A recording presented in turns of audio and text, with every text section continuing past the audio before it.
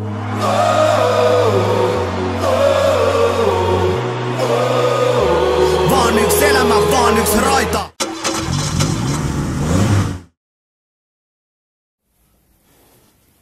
Tervetuloa tähän Veikkausliigan ottelun jälkeiseen tiedotustilaisuuteen VPS HJK, joka päättyi täällä Vaasan Hietalahden Elisa stadionilla 2-1 tänään. Ei tuossa nyt kenellekään jäänyt epäselvyyttä siitä, että kuka tätä matsia vei. HJKhan pyöritti palloa ja peliä, mutta lopputulos oli kuitenkin tämä. Mika Lehkosuo, kerropa oma analyysi. Joo, kyllähän se meidän hallussa oli peli ja ei nyt tarkkoja tilastoja tuossa ole, mutta eiköhän ne Instatin tilastot tule kertomaan myöskin laukaisumääristä maalia kohti ja laukaisumääristä yleensäkin ja myöskin hyvistä paikoista, ei pelkästään ehkä niin kuin boksin ulkopuolelta ja muuta, että siinä oli niin kuin evät tehdä toinenkin maali ja enemmän tänään ei siihen kyetty. Ja totta kai aina sitten miettii valmentajana, miten me oltaisiin vaan vielä saatu niin luotua laadukkaampia maalipaikkoja. Kun Vaasa hyvin puolusti sitä omaa boksia ja sen maali edustaa että sieltä me ei kuitenkaan sitten sitä maalia saatu ja tietysti meidän pitää miettiä, tuskinpa tämä välttämättä viimeinen peli, kun me pakotetaan ehkä vastustaja tuohon niin puolustamaan tuolle matalalla ja meidän pitää ottaa tästä oppia, miten me matalaa blokkia vastaan pystytään niin vaan luomaan tarpeeksi hyviä, tarpeeksi paljon maalipaikkoja, jotta me saadaan.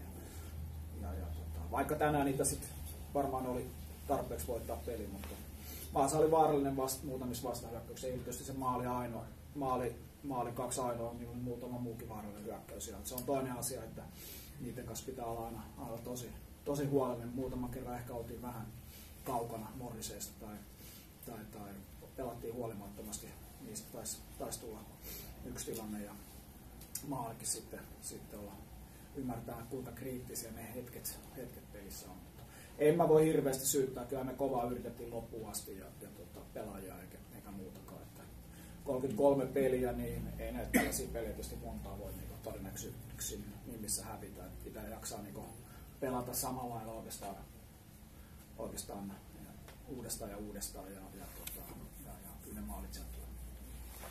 Petri Vuorinen, sä tuossa ennen matsia vähän kerroit tuosta taktiikasta ja jotenkin se näytti vähän sen tyyppiseltä, mitä kerroit, että mitä tulemaan pitää. Mitä siitä se analysoit? No joo, Suomen paras joukkue vastassa ja siitä ei pääse kiistäminen. Ihan samaa mieltä, että jos tämmöisiä tilanteita tulee niin kuin joka ottelussa, niin varmasti sieltä jokunen maalikin tulee silloin vastustajalle. Mutta pitää sanoa, että se meidän eka puoliaika, niin siinä ei ollut HJK:lla paikkoja niin, että mä muistaisin paikkoja ollenkaan. Että yksi niin kuin vetopaikka, että maalivahti joutui torjumaan.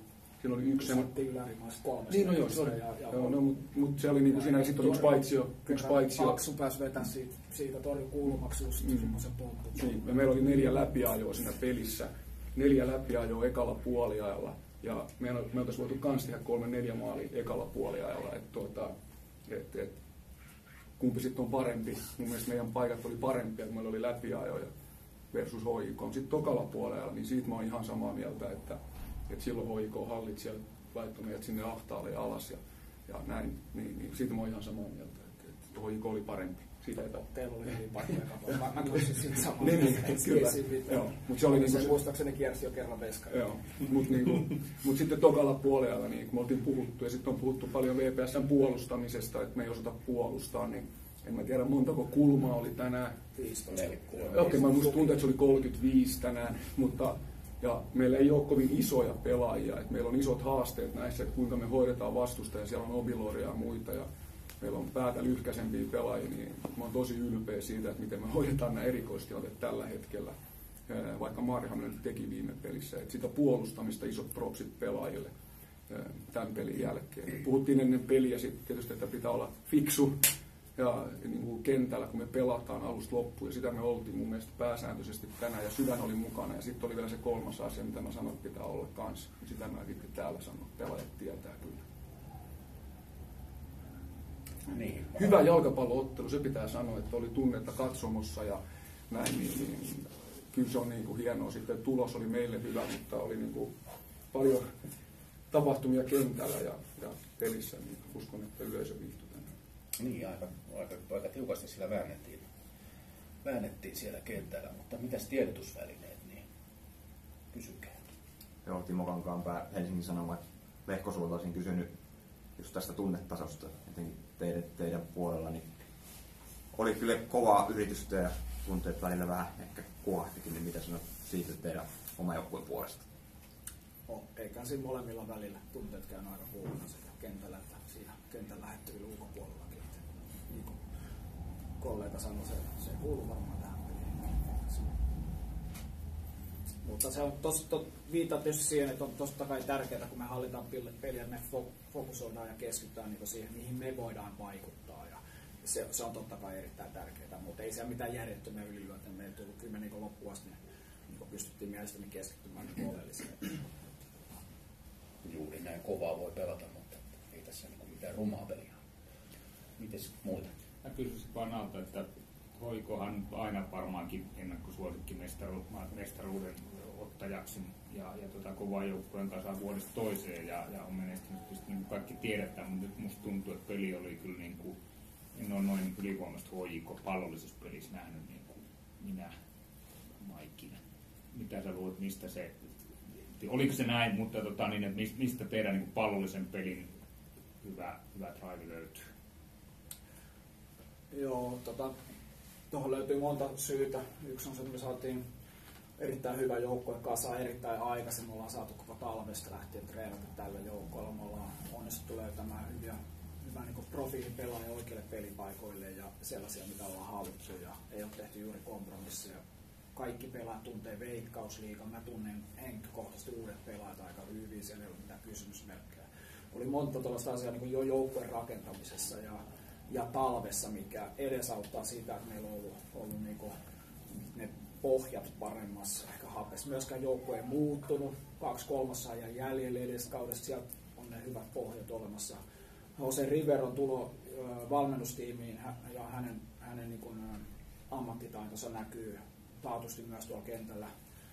Nämä oli ehkä sellaisia pohja-asioita, mutta sitten me ollaan onnistuttu kyllä niin kuin tekemään töitä talvella tämän ryhmän kanssa niin kuin myöskin järkevästi. Sen takia se ehkä näyttää tuolta, mutta jos kiitos vaan kaunista sanoa, että ei nyt just hirveästi lämpötä, me 0 pistet lähdetään täältä niin 6 tuntia niin vaan yötä myöten.